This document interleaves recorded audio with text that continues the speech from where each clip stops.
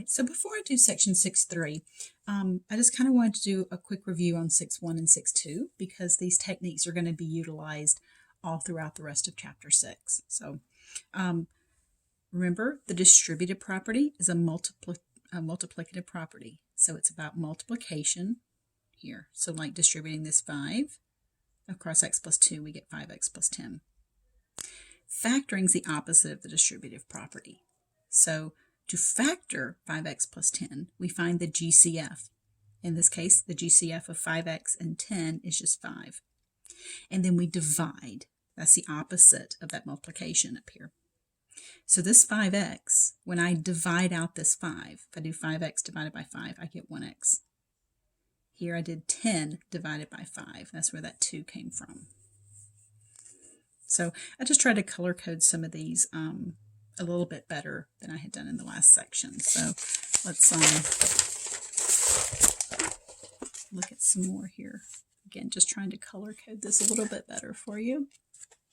So if we want to find the greatest common factor of 30x to the 5th and 20x to the 7th, we can do this in two parts. We can do the numerical part and we can do the variable part. The numerical part, the greatest common factor, is the largest number that divides evenly into both of them. That means with no remainder. So the largest number that divides into 30 and 20 is 10. That makes it the GCF of 30 and 20. And then for the variable parts, it's that smaller exponent. So the greatest common factor of x to the 5th and x to the 7th is x to the 5th. So collectively, the GCF of these two terms is 10x to the 5th. Again, try to color code this for you so you could see the red came from the coefficients and the blue came from the variable parts there.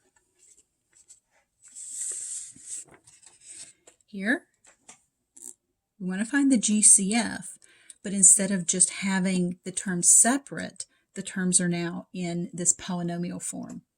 So it's very similar. We're still finding the greatest common factor. We're just going ahead and factoring them out as well. So the greatest common factor of 3, 6, and 15 is again the largest number that divides evenly into all three of those, and that would be 3. Don't accidentally say it's 15. That's the least common multiple.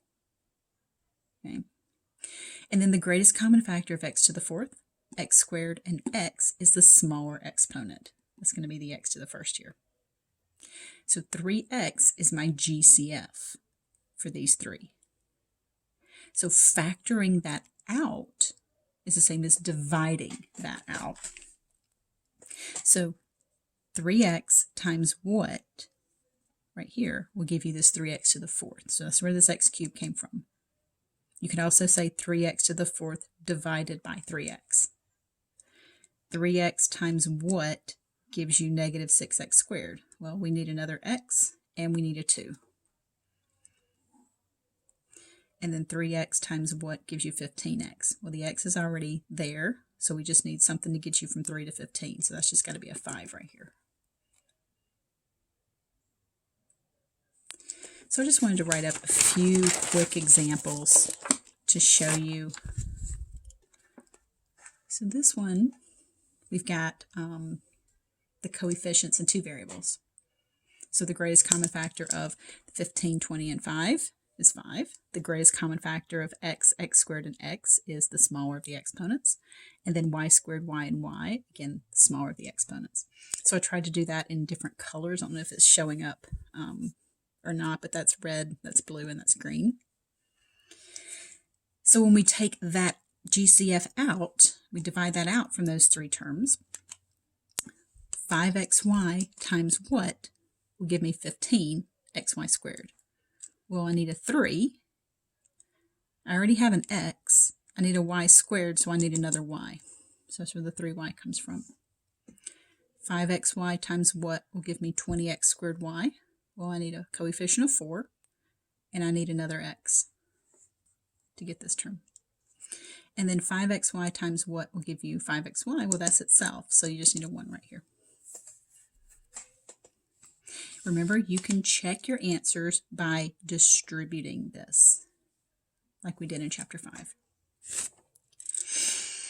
All right, this factoring right here, I tried to color code it. This is where we factor out a polynomial factor. So looking at these two terms, this one and this one, they have a common factor, and that common factor is this 2y plus 3.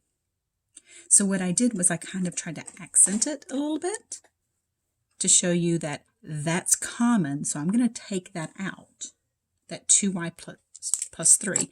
So when I take out that 2y plus 3, I'm left with 10y minus 7.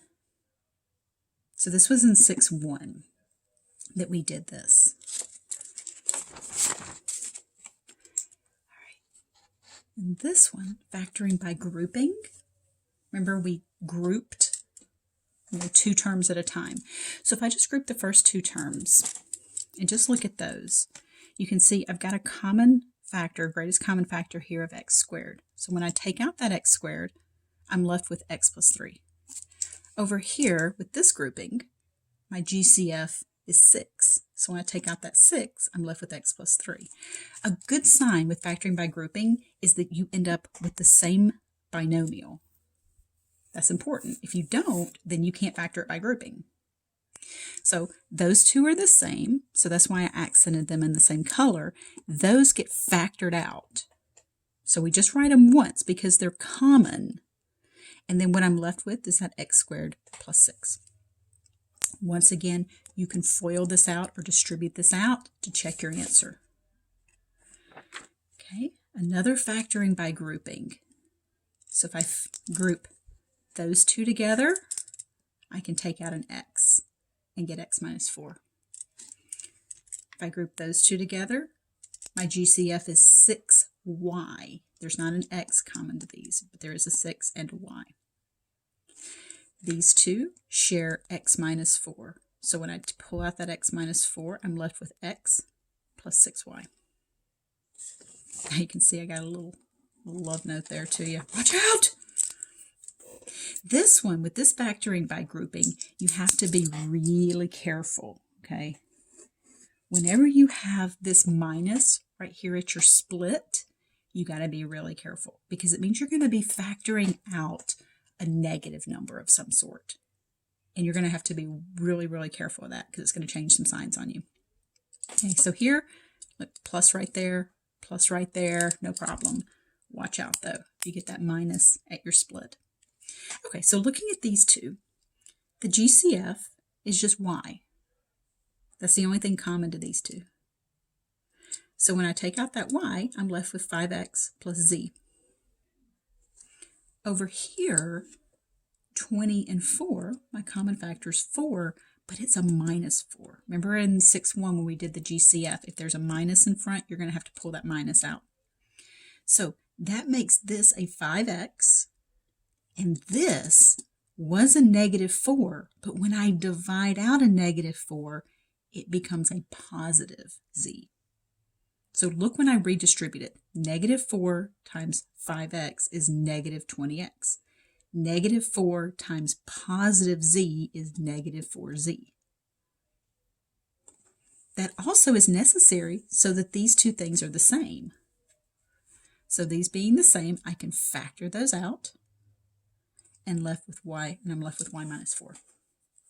So just be really, really careful. Okay, the next ones, this is a lot of section 6.2.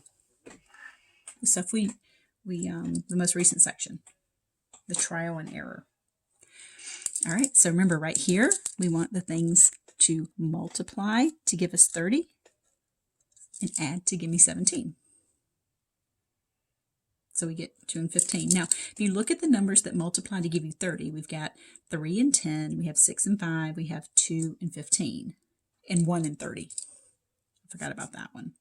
But you want to know, okay, looking at these pairs, what pair is going to get me to 17?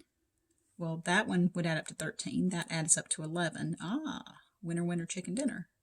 17. So that's how I end up with that. And again, you can distribute. And look how I color-coded these here. When you redistribute this, see how we get the outer product of 15x and the inner product of 2x? Those are like terms. There's your adding up to be 17. And then the 2 times 15, that's where your 30 comes from. So I thought you might want to see like how that kind of is undoing the FOIL process. Okay, so x squared minus 12x plus 36. We want these to multiply to be a positive 36 and add to be negative 12.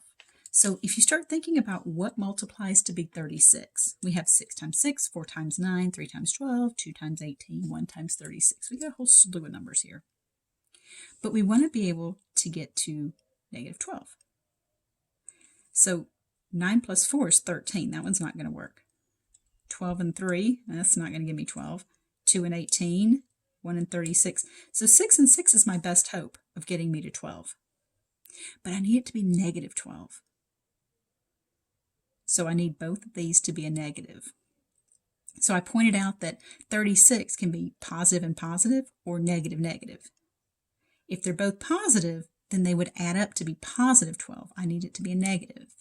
So both of those needed to be a negative 6. Okay.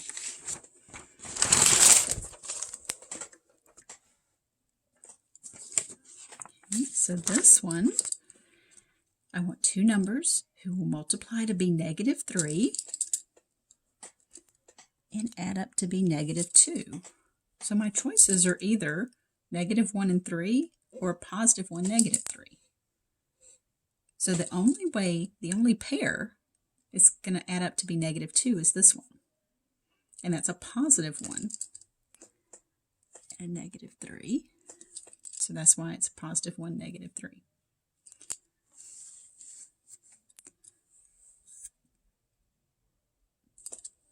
This one, y squared plus y minus 30. You want it to multiply to be negative 30 and add up to be a positive 1. So looking at the pairs of what would be negative 30, these are just some of the pairs that would multiply to be negative 30. And we just have to figure out which one of these pairs is also going to add up to be positive 1. There's only going to be one answer. So the 6 and the 5 seem to be, our best bet, right, of getting us to a 1. So the question becomes which one? Is it the negative 5 and the positive 6 or the negative 6 and the positive 5? Well, this one, if you add them up, you get positive 1. These, if you add it up, you get negative 1.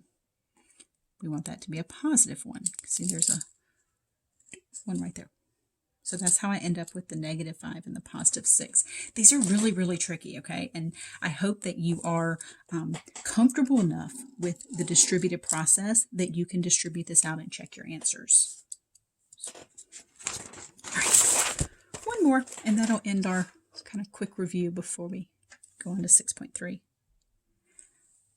Okay, let's look for a greatest common factor in there.